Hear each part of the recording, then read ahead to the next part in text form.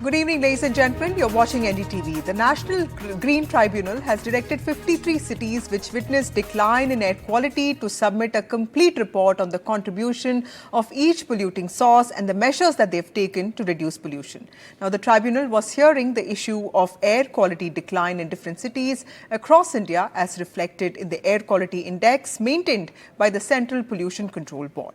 Now, the tribunal went through the reports the states had submitted and they said that they did not fully utilize the funds received under the National Clean Air Programme and also the 15th Finance Commission.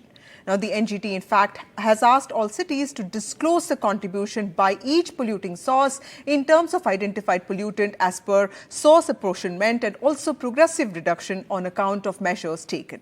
It has added that a complete report has to be submitted at least 1 week before the next day of hearing, which is the 3rd of May.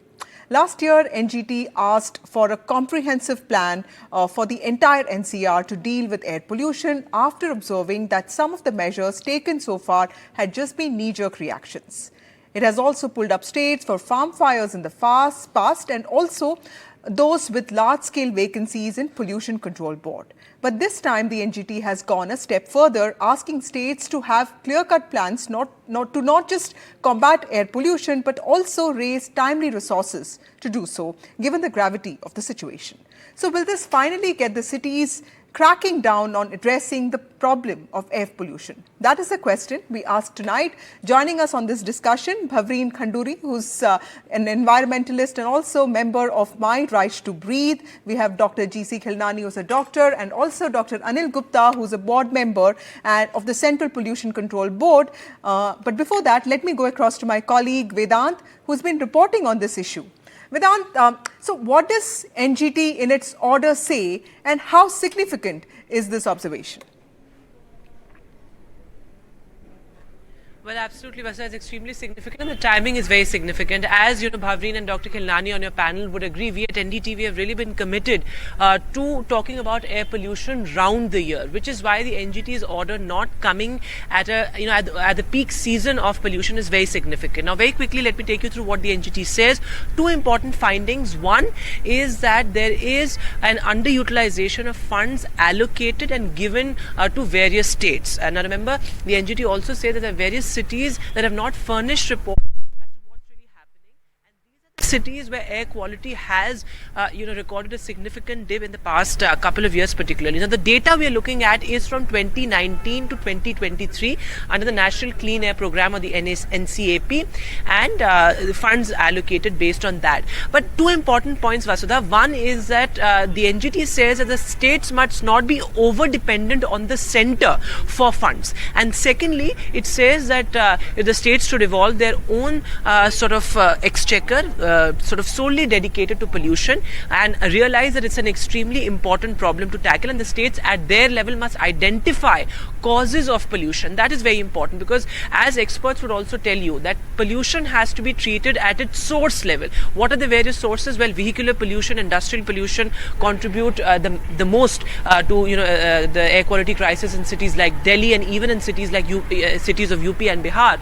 So pollution has to be treated at its source level, and fantastic measures like a smog tower and smog guns will not really make a difference. That is what experts say. Now the NGT, when I spoke to the NGT chairperson as well, he said that we need to look at the micro level. We need to move away from a macro understanding of pollution to a micro understanding, identify root causes and sources, and that awareness ultimately is the key.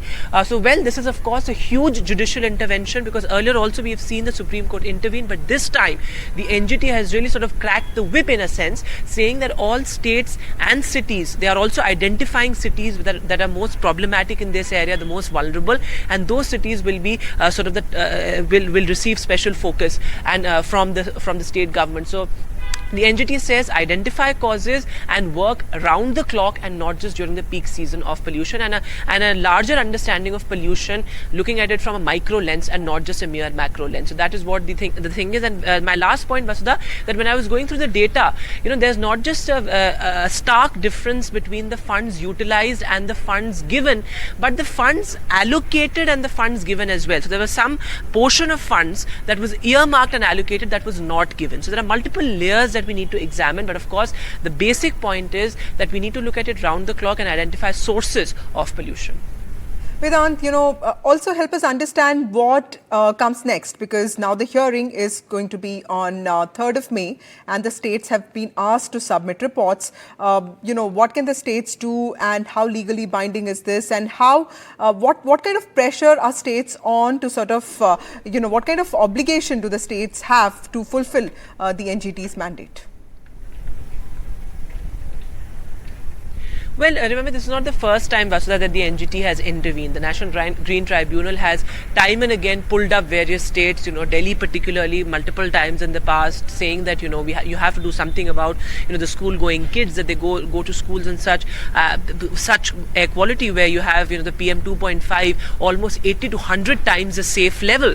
So, of course, those observations have been made by the National Green Tribunal. But, of course, the first thing that now these particular cities, a charter of cities that the National Green Tribunal has prepared, these cities have to furnish their reports. Where are they spending the money that is being allocated to them or that is being given to them finally, the money that has been released by the centre? Where is that money going? Because remember, we had also done a story a couple of months back, in fact almost a year back, looking at how most of the money that the governments are spending are in the wrong direction. For example, Delhi, there was a huge amount of money that was spent on these big smog towers. One of them is Anand Vihar, one of them very close to our office in South Delhi as well. So these smog towers really do nothing. Experts have time and again said that smog towers cannot clean up the air of a city like Delhi. But still the governments continue to sort of, allocate money to resources like smog towers, smog guns, and they really don't do anything. So of course, the states first have to furnish their reports. How much funds did they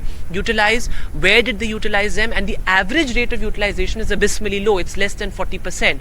So of course, it is a step in the right direction. But of course, it has been, we've seen in the past as well that courts have pulled up states, but nothing really has happened. Right. Thank you, Vedant, for joining us with those details. NGT cracking the whip there on states. Let me go across to Dr. Gupta first. Dr. Gupta, Centre's ambitious attempt to improve air quality in some of India's most polluted cities suggests that, a majority of Indian cities are far from making any significant progress. Now, a recent study that I was going through says 49 cities whose particulate matter numbers were consistently available for 5 years, 27 cities showed a decline in PM 2.5, which is considered the most dangerous grade of pollutant, while only 4 had met or exceeded the targeted decline. So clearly, some of India's biggest cities are also reporting marginal declines or even increasing pollution loads. In January 2024, only 32 Indian cities had clean air, while Delhi, of course, was the most polluted. So now this was a research done by Centre for Research on Energy and Clean Air. In that context, sir, how do you look at the latest move by NGT? Yeah, good evening to you and all the viewers. The order given by NGT is a welcome step. I always say that the Pollution Control Board and Pollution Control Committee, they are the regulator. It is not the only job of the State Pollution Board to control the pollution. They only give the guidelines, they do the studies, they tell you the source of the pollution.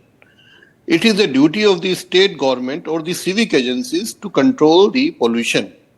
Let me give detailed about this. Air quality index has 8 parameters. They are PM 2.5, PM 10, ozone, nitrous, sulfur, carbon monoxide, lead and ammonia. Particularly if I take the example of Delhi, except PM 2.5 and PM 10, the rest of the 6 parameters remain in satisfactory level throughout the year. That shows that the vehicular pollution or industrial pollution is within the limit. Normally for a air quality index, we have a range of 0 to 50 as a good, 51 to 100 as a satisfactory, 101 to 200 moderate, 201 to 30 poor, 301 to 400 very poor, and 401 to 500 severe. I always say, if during the non-winter season, if our AQI is less than 100, then only during when some weather condition is there in the winters and all that, you are able to achieve 200. Right. But what is happening, that air quality index of Delhi and of the major cities is normally roughly 200 all over the year. Right. That shows the contribution of PM 2.5 and PM 10 normally remains high. Let me give you an example. See, the central government through NCAP, National Clean Air Program, Right. they do some fundings. And, like in the petrol pumps, we have the vapor recovery systems, like we have the lead-free petrol. Right. We reduce the sulfur. We are able to reduce the carbon by the fitting of the engine is like this, that we are able to reduce this carbon monoxide. So 6 parameters we are able to achieve in a limit conditions. Let But me take particularly this for question to Bhavreen. That's an important point that Dr. Gupta is making. Let me just complete, Yes, if you sir. allow me 1 minute. 1 minute. Yes, 1 sir. minute. The PM 2.5 and PM 10, it is a civic problem. Mostly PM 2.5 is from the road dust, Yes. or from the fossil burning, stubble burning, and sometimes the industrial. You Right. can do strictness on the industries. Right. But, for example, Delhi, we have a network of 28,000 kilometers of the road. You go everywhere, you will find the potholes, you will find the bad roads, you will find the dust. And see, unless until, I always say, you need to have the mass cleaning of the city, at Right. least for one. And it is not a one-day job.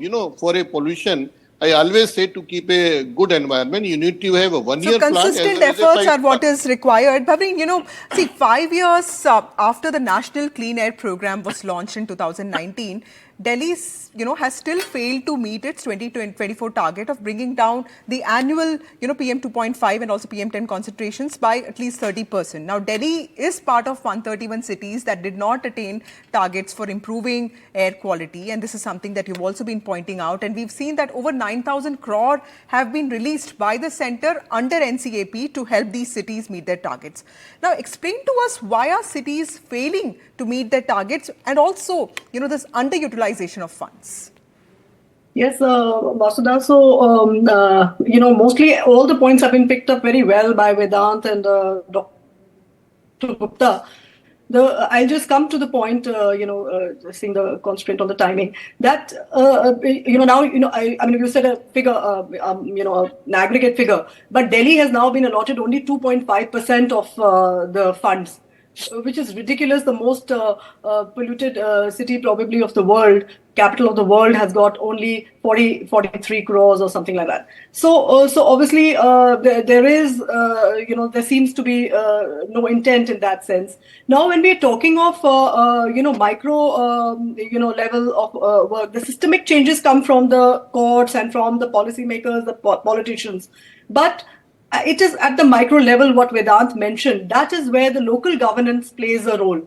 And unfortunately, that is what needs to be tackled, and, in a way, it has to be criminalized now. The penalties and all that, the penalization that's happening all the time, it's not going to help. After all, it's all taxpayers' money that goes in, and so no one is bothered. After all, our children are now, every third child in the city has damaged lungs, or even in other cities, the studies are shown that we are going to live, our children will live much lesser number of years. So how is it that we allow this to happen? Why are these officers not being, prosecuted? Why are the pollution boards still have vacant posts? These are the kind of, actions that are needed. The studies are there. I mean, with all due respect to the court, and it's a welcome, like Dr. Gupta said, it's very welcome. But first of all, in 2 or 3 months, there cannot be any source, appropriate studies possible. They need time, and many studies are there. The sources and all. Every city will have, every area will have different sources that need to be monitored and taken care of, and which pretty much is known. But say, I'll give you an example in a layman's language, considering I'm a citizen and speaking as a, a parent. around my area. I suddenly come in the evening today, the trees are all hacked in the name of pruning. Then on the other side, there is a bridge that is broken. This is a posh locality of Delhi, which has been broken for the last 4 months. So there are traffic jams continuously every single day. Now, why are these local authorities not taking action or taking wrong actions like Right. cutting trees every hour? We are losing 5 trees in the city. Waste management is absolutely, the solid waste management bylaws are in a mess. Every colony Right. that you go to, they have the same problems. The citizens and the residents are coming forward, spending the energy, time, resources, but yet we don't achieve it because it's the biggest violators are our own authorities. Right. So So, the so this is concern is what the seriousness also will around have our to come. health. Dr. Khildeni, like Ms. Bhavreen is also pointing out, health is an important factor. And, we've used words and phrases like gas chambers and slow murders to sort of describe a city because, it's also been a victim of pollution. But from Chandigarh to Chennai to Mangaluru to Ahmedabad, there are several examples, to improve air. And there are several, I think, cities which need this improvement of air and water quality. So what is clearly needed, like all of you have been pointing out, is also a mindset shift. But tell us, how are cities rapidly growing, and what is the price that one has to pay for this in terms of health?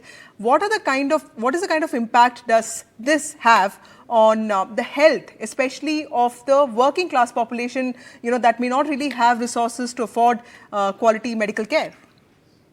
Vasudha, thank you very much. But one thing good has happened, that the lens from Delhi, Kanpur, Kolkata has gone to the whole country. And we know that Chicago study has said that average Indian is losing 5.3 years of life. That is one thing. Another thing is that I'm sure all of us agree that in city of Delhi and other cities also, people are coughing and coughing after the trivial illness.